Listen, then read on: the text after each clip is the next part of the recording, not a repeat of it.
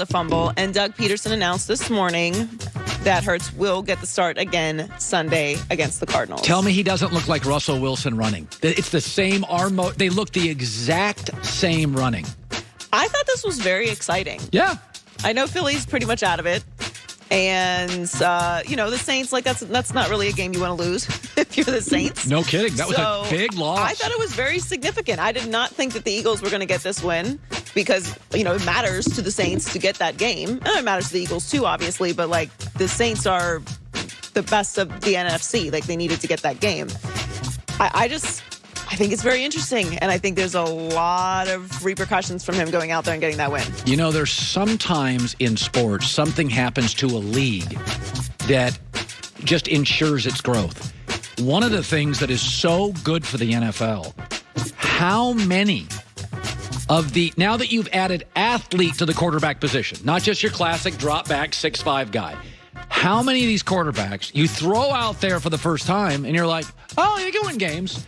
I mean, I've been watching this league long enough to know it used to be you had a good quarterback and then you had an old guy as a backup, kind of a washed guy, but you had him there because he could handle. Now, and it wasn't very exciting. When you went to a backup, you went to a backup. Now you go to a backup and it's Taysom Hill and it's Jalen Hurts, and you're like, oh, they might just take the job. They may be better. What's happening with quarterback play, I watch USC, UCLA. And USC's the bigger brand, right? UCLA, I watched the kid playing quarterback, and I'm like, nobody's talking about that kid. That kid's an NFL quarterback. That was such a fun game. It was a wild game. By the way, I was on a flight. I watched USC, UCLA. The guy in front of me had LSU, Florida on. It was like having a media room on a plane. I had right in front of me, I'm like, I get the SEC game of the day, I get the Pac-12 game of the night. Well, they have either at the Cardinals this weekend or the Eagles, then they're at the Cowboys, and then they have Washington. I mean, if he wins two of those last three. Well, I think you absolutely at this point for Philly, you start him until he loses. You just keep playing him. Just go. You saw he can play. We were worried about confidence. And what do you do next year? Well, then you figure it out next year. Today's problem, Joy, if you've got an issue in your life, you just get through December. Let's get through 2020. That's right. That's fair. So the Cowboys' Week 15 game against the 49ers was flexed out of Sunday Night Football in favor of the Browns-Giants. But Jerry Jones is still confident that his team is a major television attraction. Make no mistake about it. I can tell you firsthand, the Cowboys are the premier draw there is out here in the television, period. I'll be very candid with you. Some of the biggest ratings we've ever had have been on Sunday afternoon. And so that's not a bad strategy to put the Cowboys in a potentially lesser slot, i.e. prime time, and have more eyeballs watch the NFL. Well, they will be next year. They're not today. Like yesterday, there were two games I didn't spend much time on. One of them was the Cowboy-Bengal game. And I can't remember the last time. The last time that happened is the Tony Romo got hurt year. Yeah. I just didn't watch the Cowboy game. I mean, I watched everything yesterday. Carolina, Denver didn't have a lot of repercussions, so I didn't watch that much. I mean, I watched the highlights and I had it off to the right.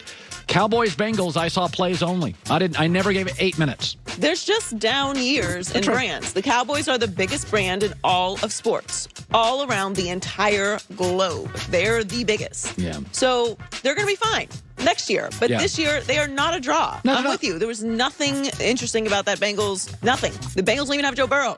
There was nothing interesting about that game yesterday. And it's not a reflection of the Cowboys as a brand or how they're run as an organization or anything. It's just this is not the year. Well, a few years ago, we had, who was the Kobe's Lakers had about a 2-year stretch. Not his last year, but the years before. And they just had a bunch of young, immature guys, and it was like the networks didn't put them on much. I mean, it's just like they were. And you had Kevin Durant to the Warriors, and you just had more interesting other brand. I mean, Miami's a brand, and Boston's a brand, and there's some teams where, they get hot, and then they kind of start to feel like, we're in that conversation. We're gonna be in prime time every single year, and then they have a down year, and it's like, no, this is who you still are as an organization. That's not what the Cowboys are. They're just not. There's nothing going on with them this year. They're 4-9. They're last in the NFC East, which is the worst division in football in decades. They're 21st in points per game. They're allowing the most points per game on defense. This is just This is not the year for the Cowboys. They'll be back next year, and I think it's going to be a very interesting and crucial offseason, what they do moving forward. So you mentioned that Florida LSU game. Crazy. 6th-ranked Florida suffered their second loss of the season, a huge upset by LSU. The Tigers were stopped on 3rd down late in the 4th quarter, which should have forced LSU to punt. Right. But Florida corner Marco Wilson ripped off his opponent's shoe and threw it down the field, drawing multiple flags and keeping LSU's drive alive. This led to a 57-yard field goal to give the Tigers a lead with 23 seconds remaining. Florida had a chance to tie it up and force overtime, but they missed a 51-yarder to give LSU the 37-34 win. You know, I really hate this call. I really hate it. Do you? I know. You're not supposed to do it.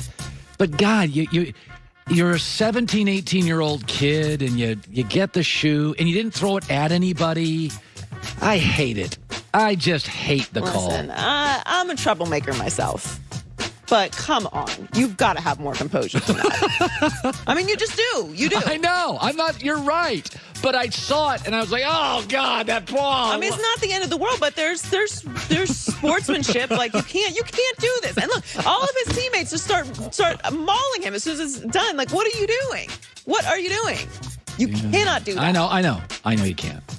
Listen, my kids have done things, and my kid once ran full speed at a nursery into a pile 7 foot deep of like mud where they had plants, and it almost drowned. I had to save him. I had to jump in. I mean, it was like something out of Gilligan's Island or something.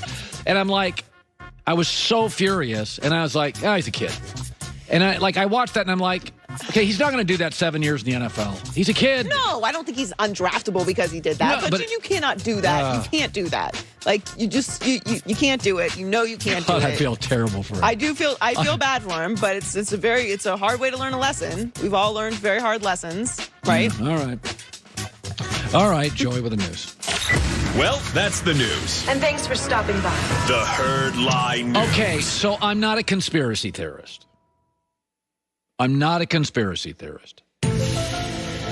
Goulet, you've been with me a long time, and Joy, you've been with me 3 years. I laugh at conspiracy theorists. But I'm not going to do it right now. I'm going to take a break. I have one that you have to at least consider it. I'm not saying it's true, but you can't tell me somebody in one of these organizations hasn't thought, this is glorious. Because you can ruin a franchise next 10 years. That's next. That's called a tease, folks. There is no better story than a Cinderella story. A lower-seeded team overlooked by the odds maker shocks the world. That's Pure Talk, simply smarter wireless. The Verizons, the T-Mobiles, the AT&Ts, those are the big and the powerful. The Dukes, the North Carolinas, the Kansas, the Syracuse. Charge you for data you never use, perks you couldn't possibly ever need. And they charge you for it. That's not Pure Talk. Pure Talk, you get unlimited talk and unlimited text and 2 gigs of data. $20 a month. By the way, don't have to change your phone. Don't have to change your number. You're on the exact same tower as, one of the big dogs. So you get the same great coverage. I'll even save you 50% more off your first month right now. Grab your phone and dial pound 250 and say Colin Cowherd.